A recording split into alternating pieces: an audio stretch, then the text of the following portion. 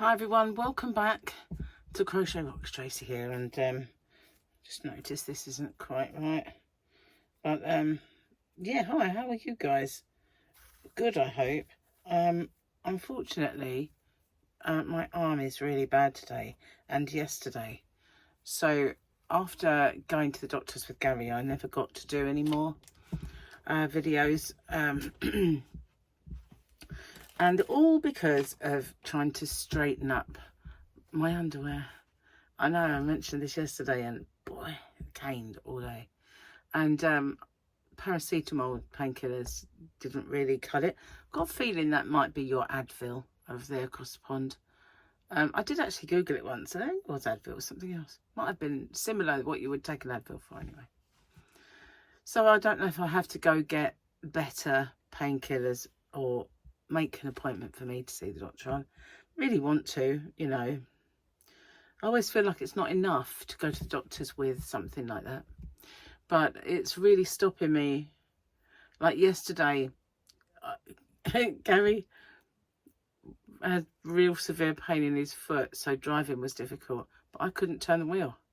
So it's like, if we could just combine ourselves, we'd make a driver out of us. But it was just so difficult because every time Gary put, you know, the accelerator, the gas pedal for you guys, down, it hurt his foot. And every time I tried to turn the wheel, it killed me. But yeah, so it wasn't great, but we got through it.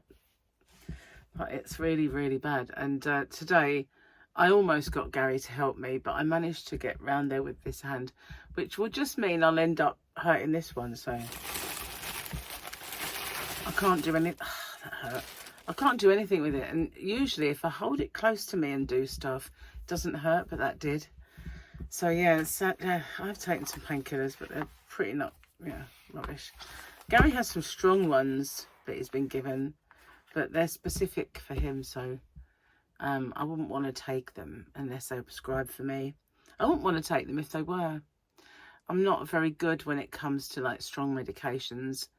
You know, just grabbing over the counter paracetamol or something, taking them properly. I wouldn't overdo it. But you know, I'm not very good at being given medication. It doesn't really sit right with me to take anything. I don't mind if I've got an illness like a virus and I need to have antibiotics or even the odd bout of steroids or something. But you know, I'm not up for it. So anyway, this is being recorded on the day again for today, so it could go up a little bit later, and I've not been able to sort out yarn to show you, so we just have to gaze upon this lovely one from yesterday a bit more. It's been that bad that I haven't really been able to do that. And last night, because the night before I woke up at 4-ish and was wide awake, it caught up with me last night as we were watching TV, and I kept falling asleep with my eyes open. It's really crazy, but you know, sometimes you do that.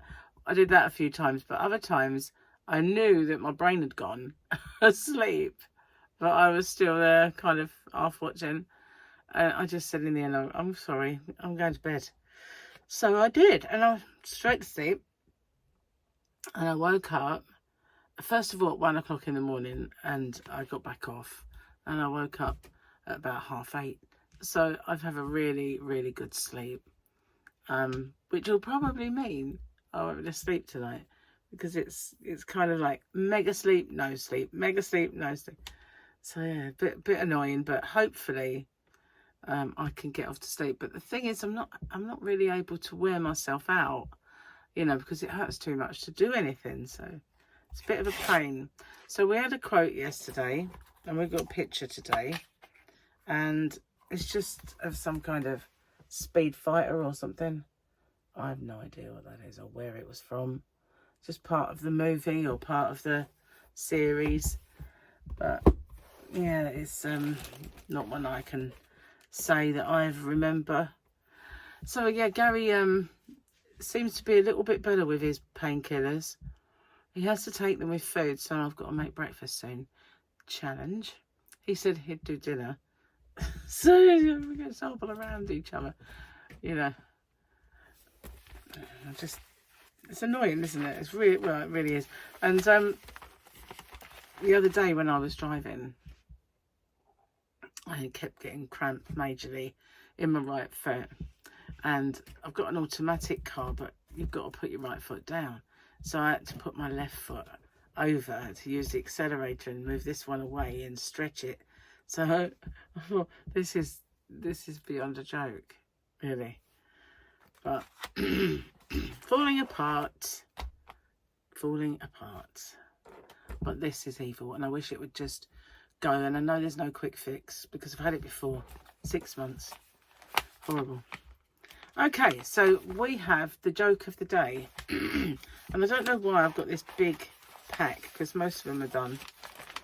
What did the genie say to Aladdin? Rub me 3 times and I'll come. That's not a very good one.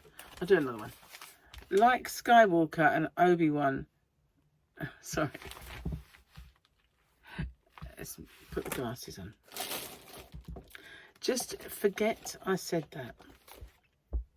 You'll see why as soon as I say Luke Skywalker and Obi-Wan are in a Chinese restaurant and Luke's having trouble eating with chopsticks. Finally, Obi-Wan says, use the forks, Luke.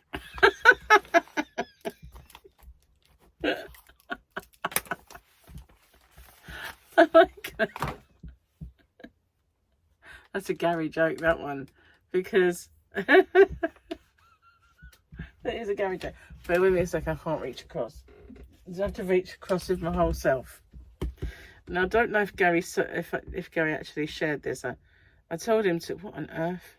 Oh yeah, I was checking out whether we have a hosepipe ban, and we don't, amazingly. So, where am I? Did Gary share this on Facebook? It's hilarious if he did. I don't think I'd find it other than whether he did, but I said you should share that. And Gary, let's put Gary. There we are. Yeah. Now, you know there's been all this like controversy about Argentina putting up a Falklands banner during the World Cup. And there's been all these captions put on the Falklands banner, you know. This one is brilliant. This is where I live, okay? Give us the Isle of Shippy and we'll call it quits. Oh, it's brilliant. I love that one because, you know, a lot of people have a downer on this island. And I have to say, for many years, I had a big downer on this island myself.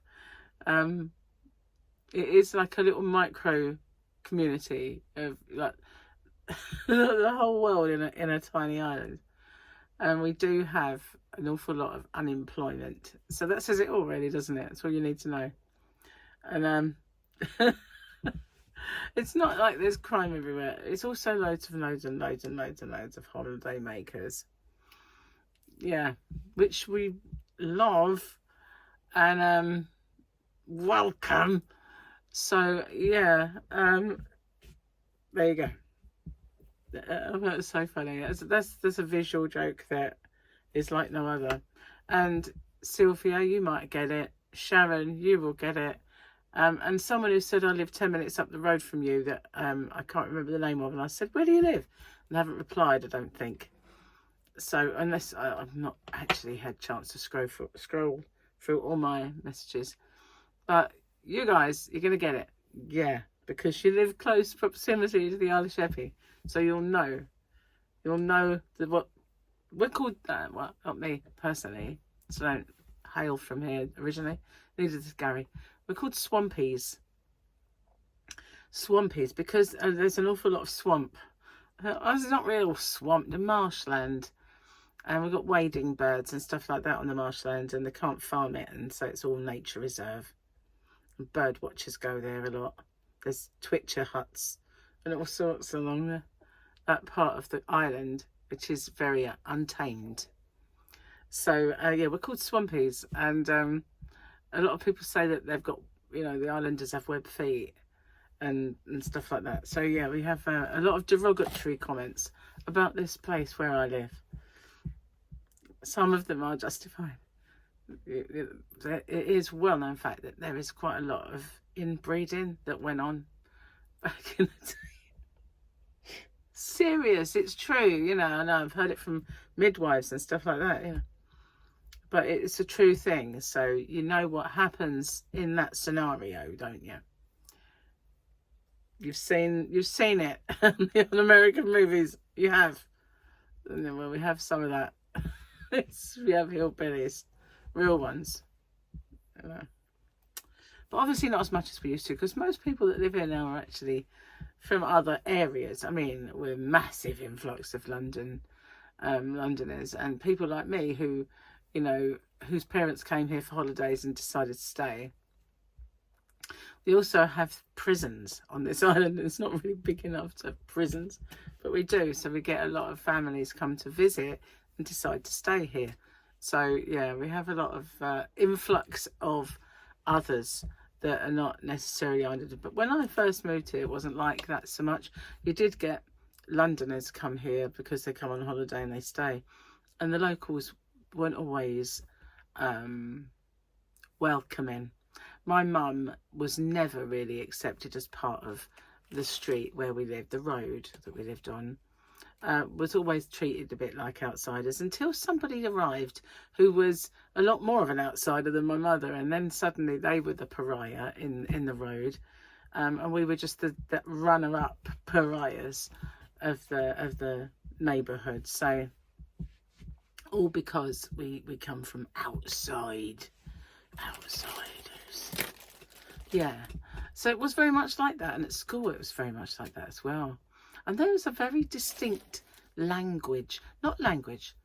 accent on the island that I noticed. And people, I could always tell when someone was a native, because although they spoke an awful lot like I do, well, maybe not exactly, but they said that they were kind of a little bit more London in some respects.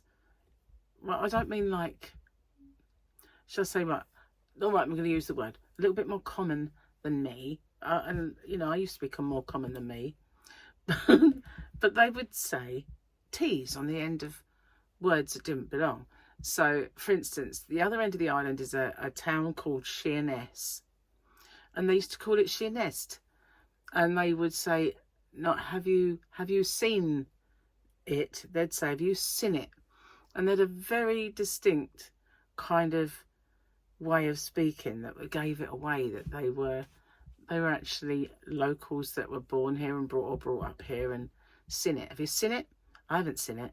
You know, and they're like, sin, it's seen, you know, but you know, sin it. And I could always sort of hear that little dialect that would give it away. Certain words, it's like with Canadians, certain words give away they're not American. You know, like going out. They don't go out. They go out.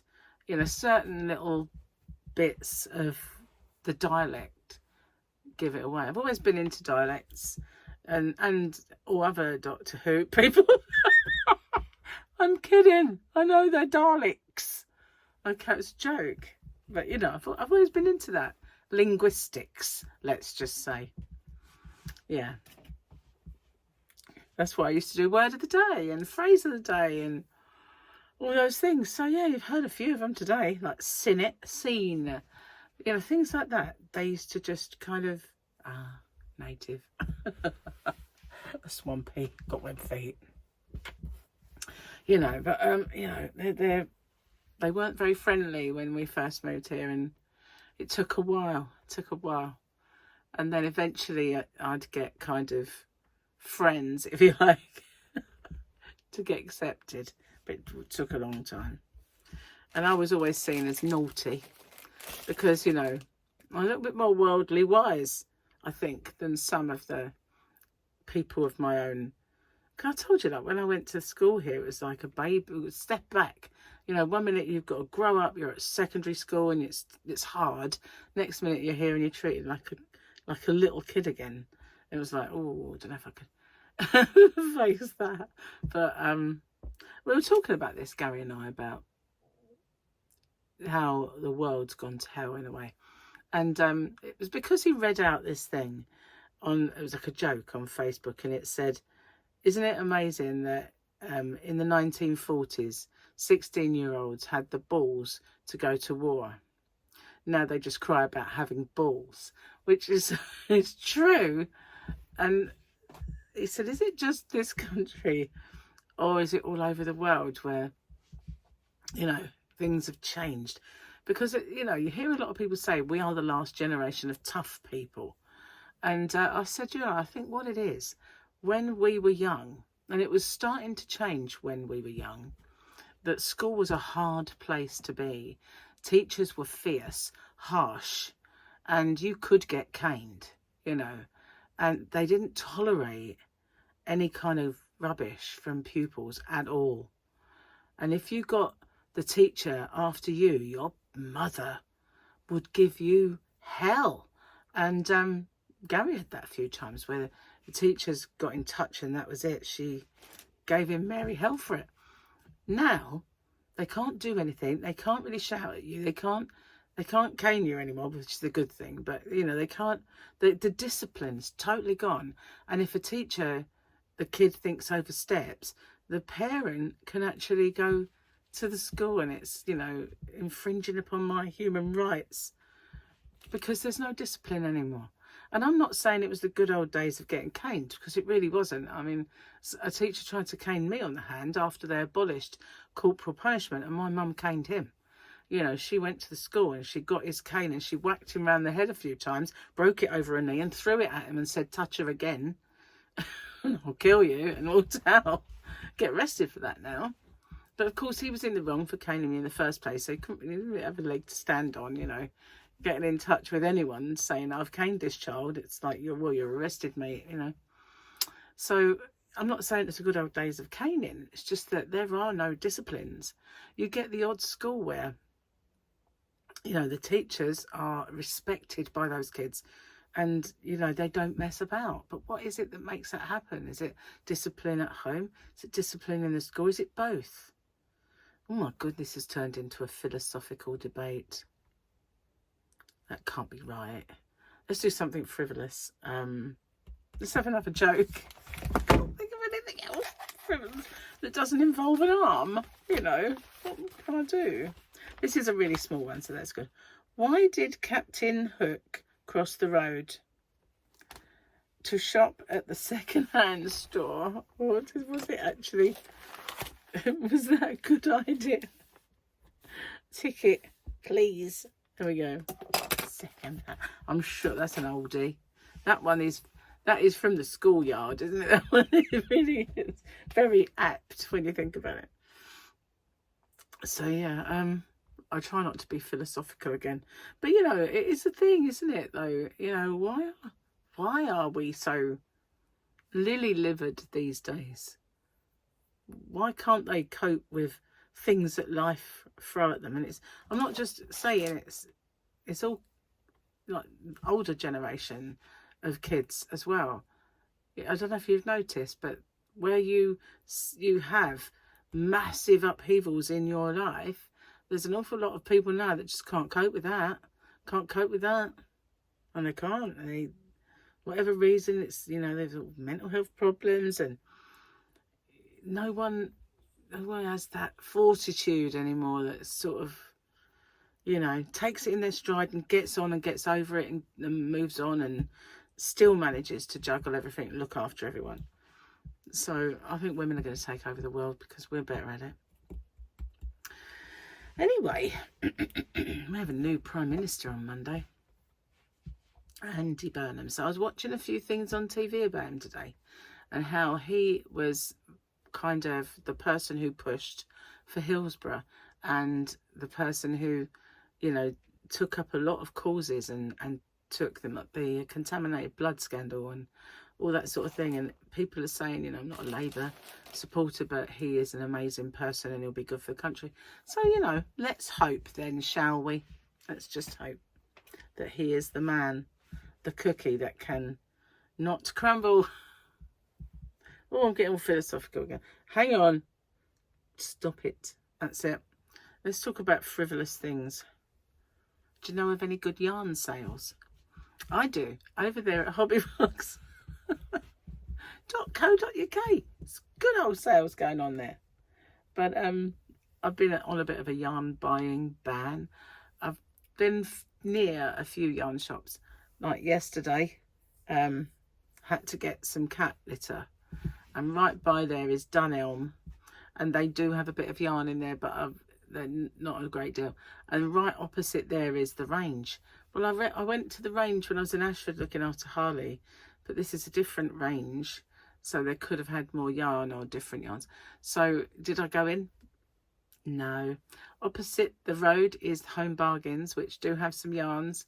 Did I go in? No. I kind of deliberately didn't. And then, yeah, I found myself near B&M, near Poundland. Didn't go in any of them.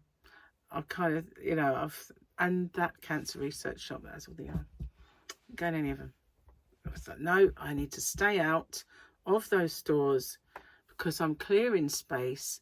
And what is the point of clearing space if all I'm going to do is go and fill it up with yarn that is not even shop yarn, you know what I mean?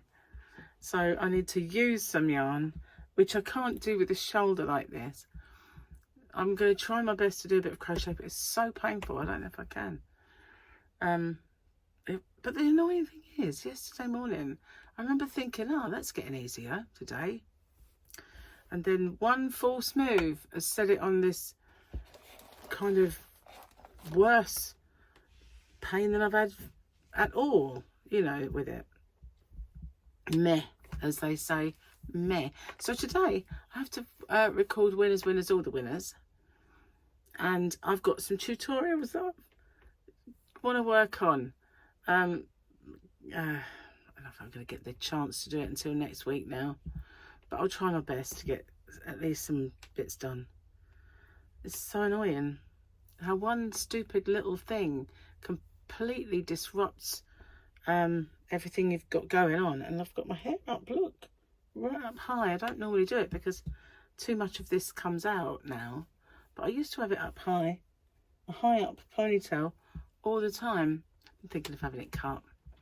It is so far down my back it reaches my bottom, and I've never been up, well, it's got long a couple of times sort of recently, but it needs a very, very good cut because it's not all the same length anymore. There's been breakage and stuff like that, so it could do with a real cut.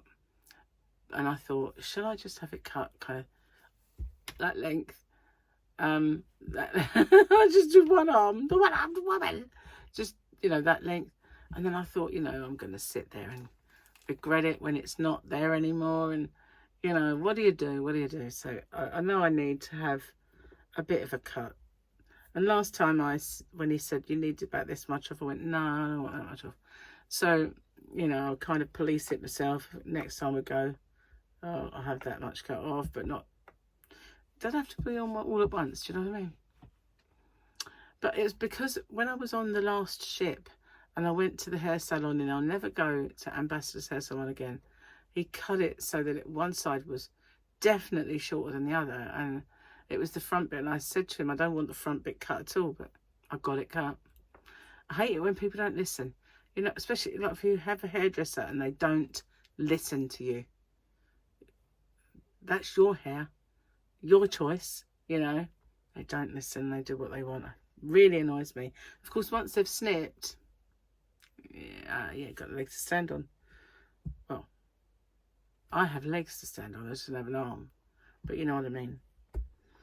So have any of you ever had a frozen shoulder, and did you do anything that actually helped?